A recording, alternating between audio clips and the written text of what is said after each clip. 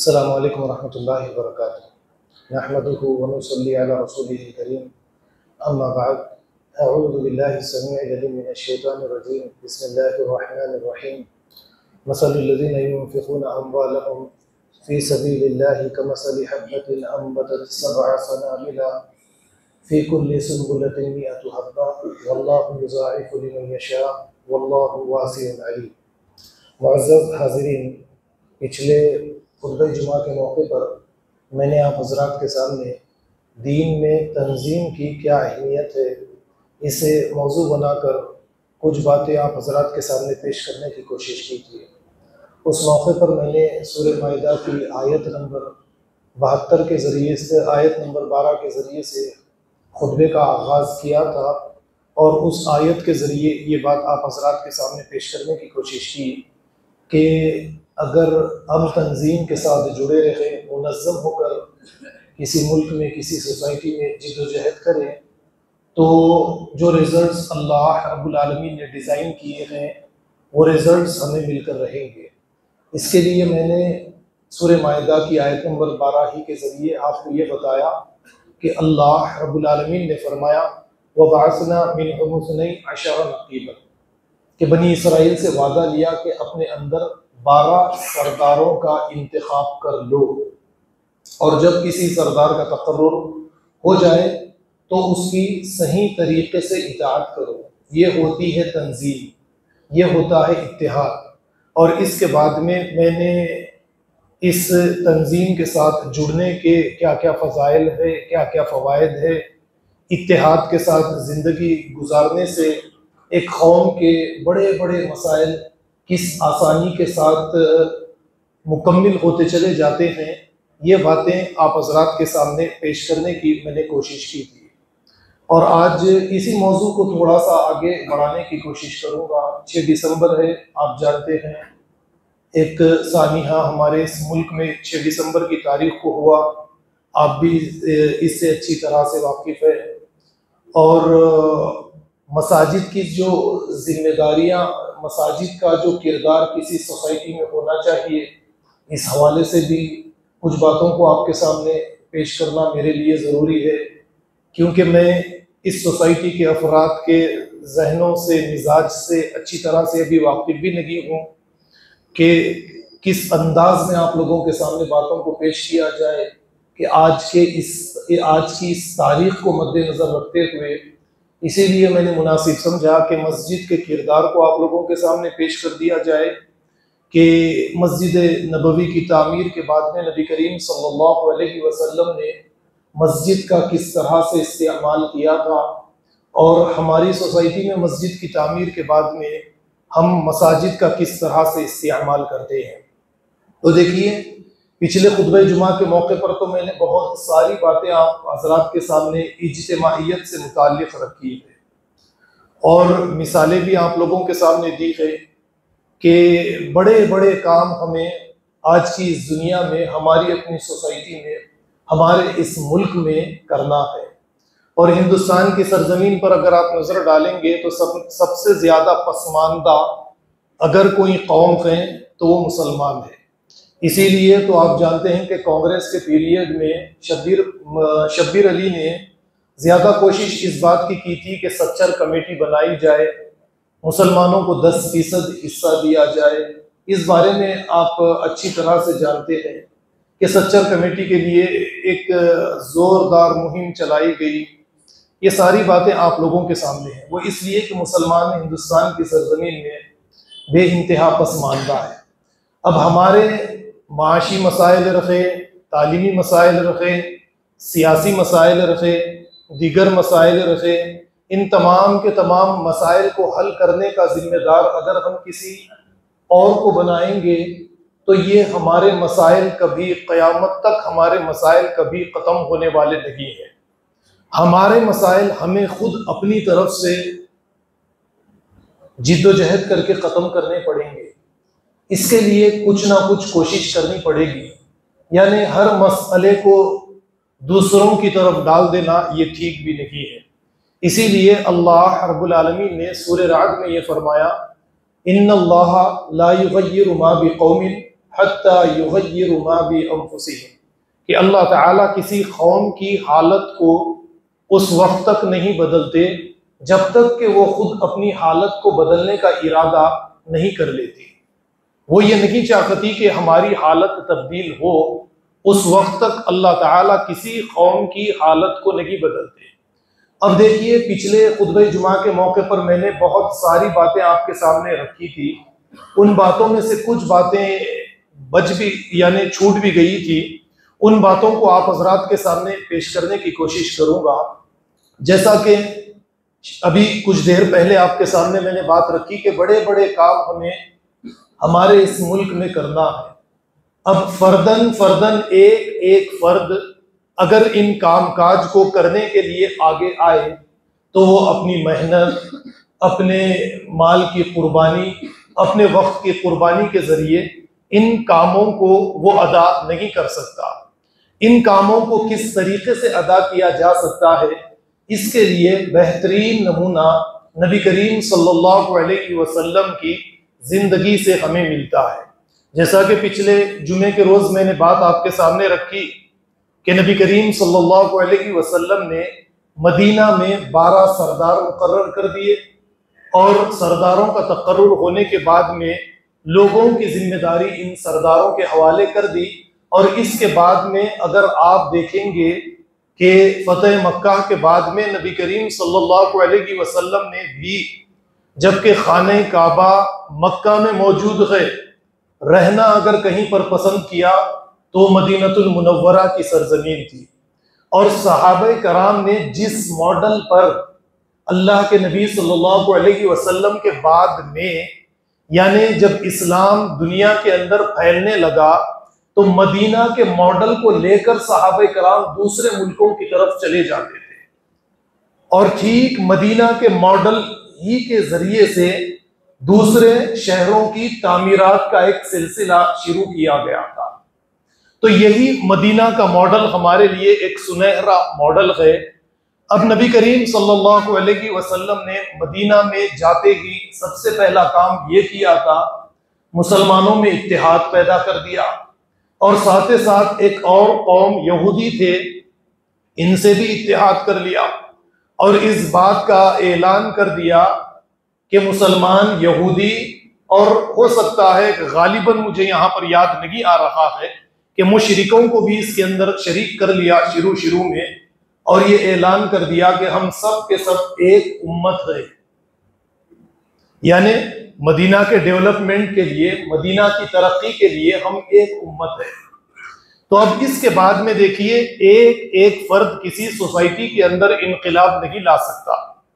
इसके लिए हमारे लिए ये जरूरी है कि हमें इंसानों में से ही इंसानों का इंतखाब करना पड़ेगा। अब जब हम किसी सोसाइटी में इंसानों पर नजर डालेंगे तो हर एक इंसान एक मिजाज का, एक तबीयत का तो हमको कहीं पर भी नहीं मिलेगा। हर एक के मिजाज में इख्तिलाफ है, तबीयत में इख्तिलाफ होगा, हर एक की पसंद कुछ और होगी, लेकिन फिर भी इन्हीं इंसानों के जरिए इनके अंदर इज्तिमाइयत पैदा करके इन्हीं इंसानों के जरिए ही इनकलाब लाना होता है। यही इंसानों को जोड़कर एक इज्तिमाइयत पैदा करनी होती है। तो नबी करीम सल्लल्लाहु अलैहि वसल्लम ने इन्हीं इंसानों को जोड़ा और इन्हीं इंसानों के जरिए से मदीनतुल मुनव्वरा की सरजमीन पर एक बेहतरीन इनकलाब नबी करीम सल्लल्लाहु अलैहि वसल्लम ने पैदा कर दिया। अब देखिए, हमारे यहाँ पर भी इसी तरीके से हम अपनी सोसाइटी में एक गली में अगर नजर डालेंगे, एक तबीयत का कोई इंसान आपको नहीं मिलेगा, एक मिजाज का आपको कोई नहीं मिलेगा, यानी मुख्तलिफ किस्म के इंसान मिलेंगे, एक क्वालिटी के आपको कोई नहीं मिलेगी। कि जैसे कोई जूतों की कंपनी है, मशीन में डालकर एक साइज के एक जैसे जूते निकाल कर दे दे, ऐसा तो हो नहीं सकता। इंसान इस तरीके के नहीं मिलेंगे। हर एक इंसान के फिंगरप्रिंट्स भी दूसरे इंसान से मैच नहीं होते। इसीलिए इन्हीं इंसानों को हमें इस्तेमाल करना पड़ेगा।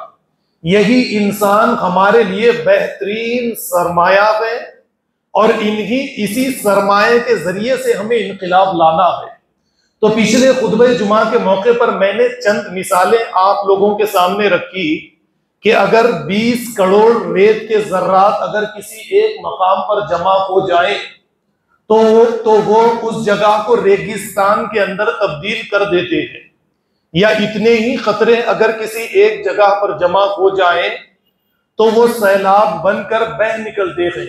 अब 20 करोड़ इंसान हिंदुस्तान की सरजमीन पर एक उम्मत मुसलमान अगर जमा हो जाए तो आप अंदाजा लगाएं कि ये 20 करोड़ इंसान अपनी सलाहियतों का एक मकसद का शऊर अपने अंदर पैदा करके यकजहती के साथ अमल करने लगेंगे तो कितना बड़ा इनकलाब हिंदुस्तान की सरजमीन पर आ सकता है। मैंने वली रहमानी की मिसाल आपके सामने रखी, फिर दूसरी तरफ आपको ले जाने की कोशिश की कि हमारे सामने बड़े बड़े मसाइल है, इन मसाइल को हल करने के लिए 20 करोड़ मुसलमान अगर रोजाना एक रुपया भी जमा कर देंगे तो रोज के मुसलमान अपने तौर पर 20 करोड़ रुपये जमा कर सकते हैं। हमें किसी के बजट की कोई जरूरत नहीं है, बशर्ते कि हम अपनी ताकत का सही इस्तेमाल करें, हम अपनी ताकत का सही अंदाजा लगाएं। हमें अंदाजा नहीं है अपनी ताकत का, इसीलिए तो हमारी ताकत जाया हो रही है। एक मिसाल के तौर पर पढ़ने वाले बच्चे जो एसएससी में हैं, 8th में है, 9th में है, वो अच्छी तरह से जानते हैं एक बर्निंग ग्लास आता है। सूरज जब आसमान पर आता है तो इसकी शुआएं बिखरी हुई सारी जमीन पर बिखर कर आती है। आप बर्निंग ग्लास लेंगे और ये बर्निंग ग्लास को आप किसी कागज के ऊपर रखेंगे तो इसका काम क्या होता है, ये बिखरी हुई शुआओं को एक नुक्ते पर, एक पॉइंट के ऊपर लाकर जमा कर देता है। जब सूरज की शुआएं बिखरी हुई थी तो इनके अंदर इतनी ताकत नहीं थी कि ये किसी चीज को जला सके, लेकिन जब इन बिखरी हुई शुआओं को एक नुक्ते पर लाकर जमा कर दिया जाए, एक पॉइंट की शक्ल दे दी जाए, तो आप देखते हैं कि इसके नीचे आप कागज रखें तो ये कागज को जला देता है। इसी तरीके से अगर 20 करोड़ मुसलमान जो हमारे लिए कोई मंजिल, हमारा कोई रुख, कोई मकसद नहीं है, एक मकसद के तहत हिंदुस्तान की सरजमीन में जिंदगी गुजारने वाले बन जाएं, एक पॉइंट, एक नुक्ते पर आ जाएं कि दीन इस्लाम को गालिब करने के लिए जिद्दोजहद करना है, हमारे अपने मसाइल को हल करने के लिए जिद्दोजहद करना है, हमारे अपने मसाइल उम्मत के बेशुमार हमारे सामने यूं ही पड़े हुए हैं और हम जिंदगी गुजार कर अगर यूं ही दुनिया से चले जाएं और अल्लाह ताला हमें दी हुई सलाहियतों के बारे में हमसे सवाल करे और इसका कोई जवाब हम ना दे सके तो फिर क्या फायदा, आप बताइए। तो इस तरीके से हम अपनी बिखरी हुई या इंसानों की या मुस्लिम उम्मत की बिखरी हुई ये सलाहियतों को अगर उलमाए दीन एक नुक्ते पर लाने में कामयाबी हासिल कर लेंगे तो इसके नतायज उसी दिन से बड़े बेहतरीन आने शुरू हो जाएंगे। अब मैं आपके सामने सूरह बकरा की आयत नंबर 261 आपके सामने पेश करूंगा, जो बड़ी बेहतरीन आयत है, जिस आयत में अल्लाह रब्बुल आलमीन ने फरमाया मसलुल लज़ीना युनफ़िक़ूना अम्वालहुम फ़ी सबीलिल्लाहि कमसलि हब्बतिन अंबतत सबअ सनाबिला फ़ी कुल्ली सुंबुलतिन मिअतु हब्बा वल्लाहु युदाइफु लिमन यशा वल्लाहु वासिउन अलीम। उस दाने की मिसाल, जिसे उस माल की मिसाल जिसे अल्लाह की राह में खर्च किया गया, एक दाने के जैसी है। जिस दाने को जमीन में डाला गया, जमीन में जब डाला गया तो ये एक था, और जब जमीन से बाहर निकला तो इसके ऊपर अल्लाह रब्बुल आलमीन ने फरमाया कि 100 बालियां आई और हर बाली पर 100 दाने आए। आप देखिए, एक दाना जमीन में डाला गया, 100 बालियां बाहर निकली और हर बाली पर 100 दाने आए। आपके सामने दाना, जब ये बात आई, एक गुठली और दाना आप ले ले, ये दाने या गुठली के अंदर अल्लाह रब्बुल आलमीन ने इसकी एक तकदीर मुकर्रर कर दी है, इसके रिजल्ट्स इसके अंदर डिजाइन करके रख दिए हैं। ये दाने या गुठली के अंदर इसका पूरा नक्शा मौजूद है। एक गुठली जमीन में डाली जाए, ये दरख्त बने, फिर इसके ऊपर कई आम आए, फिर इसके अंदर से कई गुठलियां निकले, इंसान आम को खाए, फिर जमीन में गुठली डाले तो फिर से ये दरख्त की शक्ल इख्तियार करे, फिर अपने अंदर से इसी तरीके के कई गुठलियां ये देता चला जाए।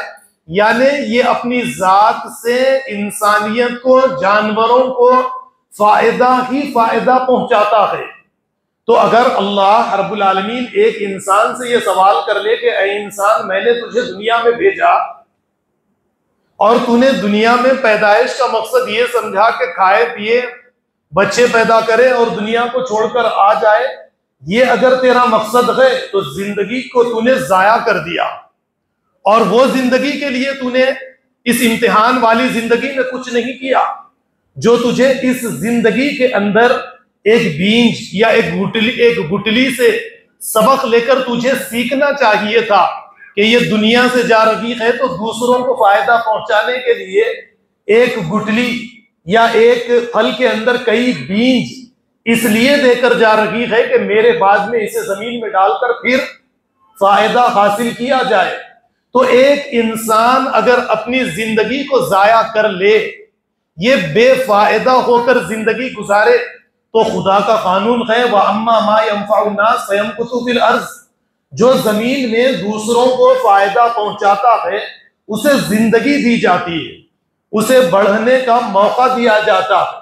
और जो कौम दूसरों के ऊपर बोझ बन जाती है और अपने सारे मसाइल हुकूमत के कांधों पर डाल देती है, या अपने सारे मसाइल का जिम्मेदार गैरों को करार देती है कि 75 साल पहले बरतानिया हमारे सारे मसाइल का जिम्मेदार, फिर इसके बाद में कांग्रेस हमारे सारे मसाइल की जिम्मेदार, फिर इसके बाद में बीजेपी हमारे सारे मसाइल की जिम्मेदार, अब फिर इसके बाद में सारी दुनिया का अगर नक्शा ले, इज्तिमाई तौर पर मुसलमानों के हालात ले, तो एक जमाना था रशिया हमारे सारे मसाइल का जिम्मेदार, और आज के इस जमाने में अमेरिका हमारे सारे मसाइल का जिम्मेदार। तो हम किसी चीज के कोई जिम्मेदार नहीं है। अल्लाह ताला हमारे मसाइल के बारे में अमेरिका से, बरतानिया से, रशिया से पूछेगा। ये तो दुनिया का कौम है कि जो ताकतवर कौम होती है वो दूसरों के ऊपर गालिब आती है, वो अपने मफादात के लिए दूसरों को कुचलती चली जाती है। लेकिन इस्लाम ये सबक नहीं देता।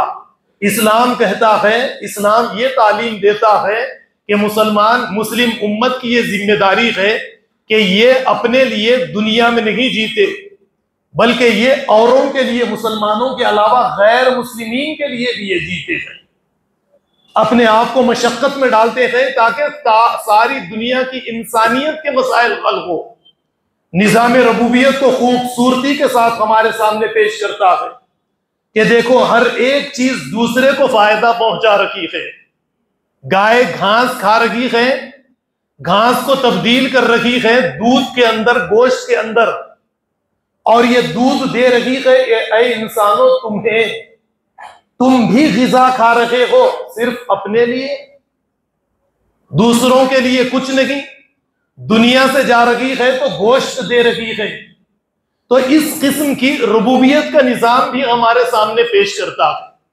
लेकिन आज हमें हमारे अपने मसाइल हल करने हैं। मैंने शुरू में एक बात रखी कि इन मसाइल को हल करने के लिए हमारे पास बेहतरीन सरमाया इंसान, मुसलमान हिंदुस्तान की सरजमीन पर मौजूद है।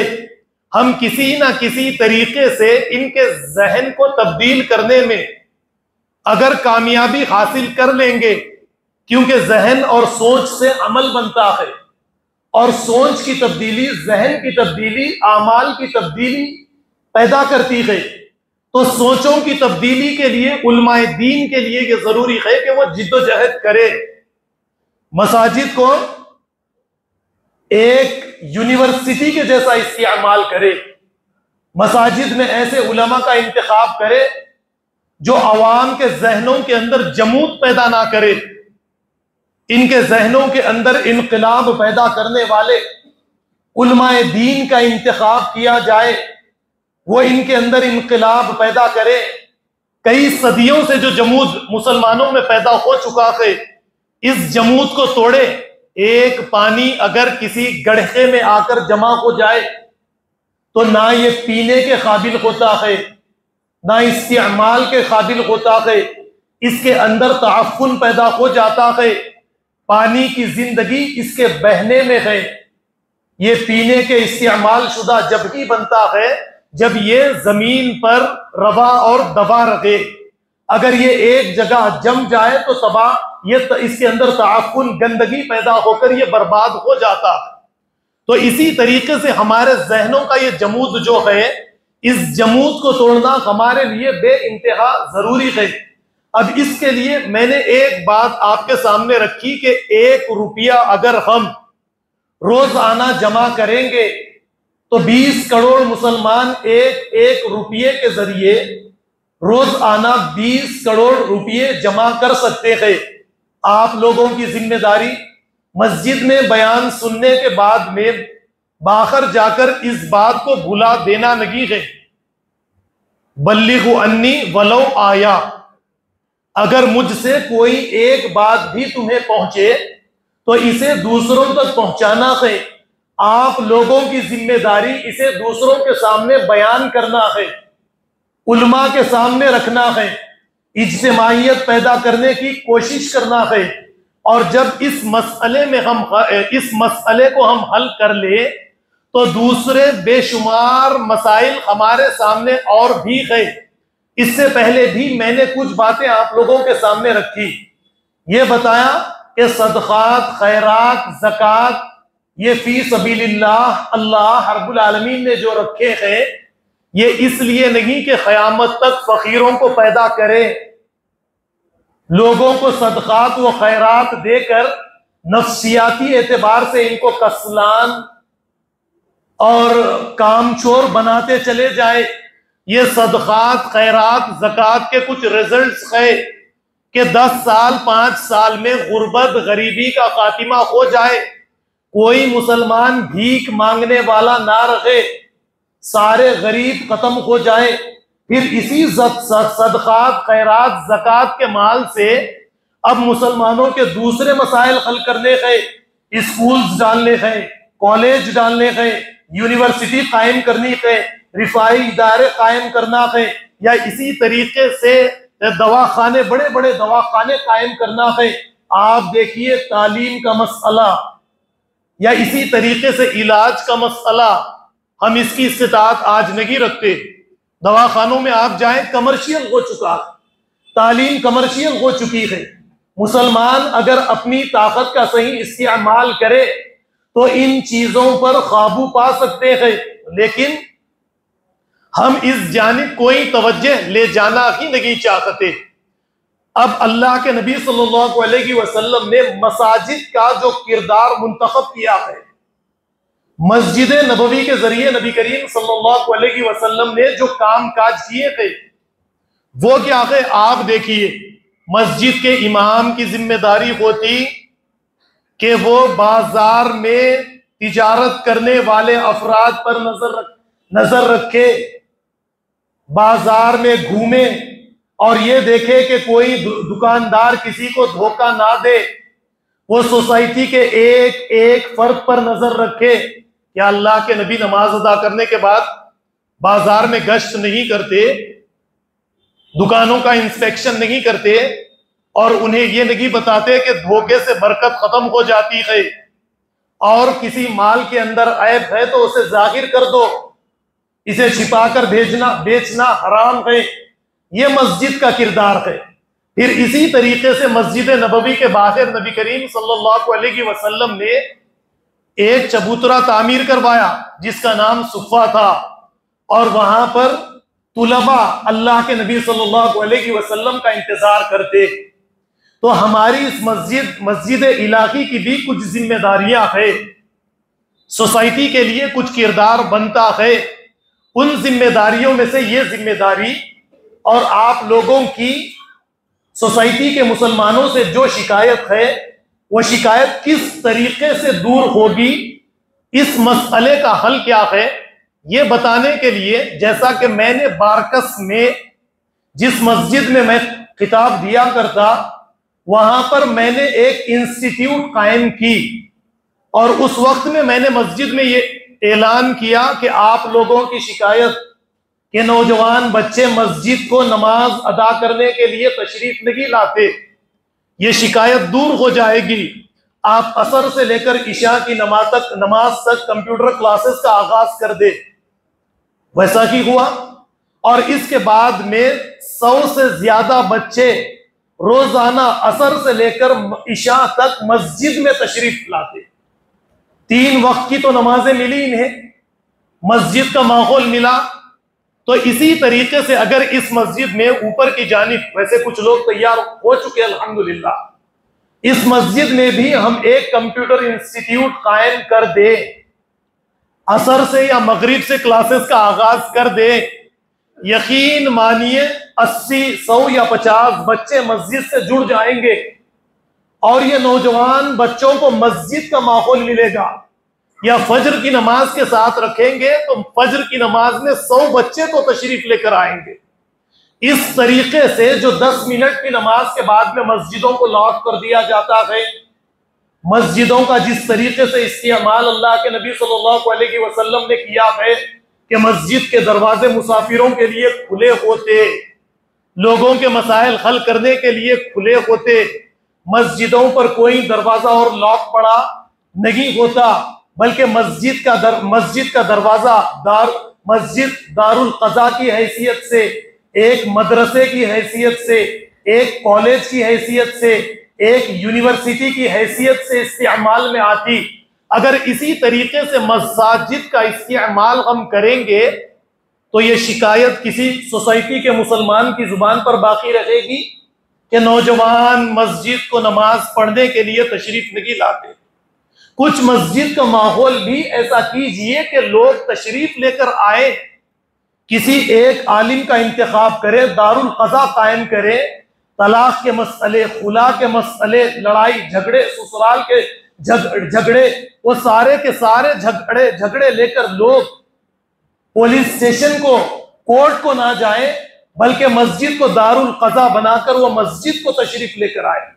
जिस तरीके से नबी करीम सल्लल्लाहु अलैहि वसल्लम के दौर में ये तशरीफ लेकर आते थे, तो अगर ये मामला मस्जिदों के साथ हम करेंगे तो इंशाअल्लाहुल अज़ीज़ आप देखेंगे कि मस्जिदें भर कर निकलेंगी, आपकी जुबानों पर शिकायत नहीं रहेगी, लड़कों को हमारे मस्जिदों का माहौल मिलेगा, लड़के दीनदार रखेंगे। इसी तरीके से हम दीनी तालीम का भी बंदोबस्त इसके साथ साथ हम कर सकते हैं। वक्त हो चुका है, मैं अपनी बातों को यहीं पर ख़त्म करते हुए अल्लाह रब्बुल आलमीन से दुआ करता हूँ कि अल्लाह ताला हमें इन बातों को समझने वाला, दूसरों को समझाने वाला बनाए। वाखिरु दावाना अल्हम्दुलिल्लाहि रब्बिल आलमीन, वस्सलामु अलैकुम वरहमतुल्लाहि वबरकातुहू। सुन्नतों को वक्त दिया जा रहा है, सुन्नत अदा कर लें।